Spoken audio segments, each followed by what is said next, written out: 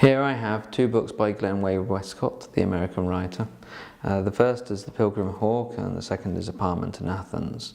Both of them I have in these lovely New York Review of Books editions, the NYRB.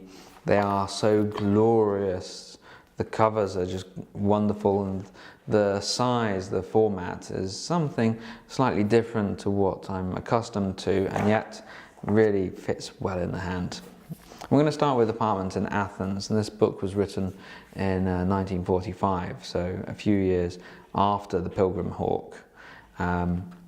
It's a very straight book, and it concerns the Nazi or German occupation of Greece during the Second World War, and something that for a long time I think people didn't really talk about, but as soon as the Greek debt crisis kind of hit the headlines, people started to remember actually that Germany had taken control of Greece and had forced themselves upon the country.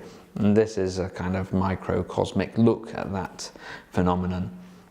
The prose is very straightforward, it's very balanced, it is interesting and it is a fun read, but at the same time I didn't really feel the sort of connection with any of the characters that I'd hoped for. Westcott himself based the story on an anecdote that he learnt from a kind of, I think, a Greek refugee in New York. So there's a second-handedness to a lot of what's going on here. It is a good read, and I enjoyed it, but compared to The Pilgrim Hawk, a love story, which is a bit of a novella more than a novel, it pales in comparison. This is a magnificent work. Christopher Isherwood praised it. Susan Sontag defended it vigorously in an essay for, I think, the New Yorker, and they're right to enjoy it. It's magnificent for many, many reasons. It is a self-contained unit. There's one little episode in the lives of the characters. We learn so much about the characters without the need for any kind of exposition or backgrounding.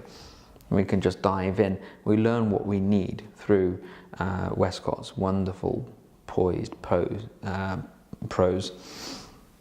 It's narrated, so it's a first-person narrative, as opposed to the third person that we have in Apartment in Athens, and that brings you a lot closer to what happens. And it's narrated by Olwyn Towers, who reappears in several of Westcott's works. And he's staying with a friend outside of Paris, and they're visited by the Cullens, and Mrs. Cullen brings Lucy, a hawk. And that's something that could have undermined the whole story. It could have become kind of fanciful and a bit stupid and obviously too allegorical. But it doesn't happen, it doesn't go that way.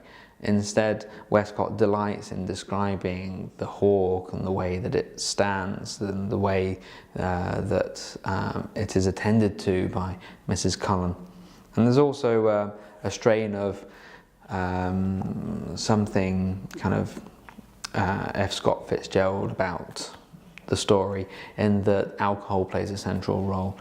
We learn that Mr. Cullen is a habitual drunk, and this leads to his undoing, really, or has already done. I mean, that's one of the little areas for debate in the story. You wonder where the crisis point really came for him.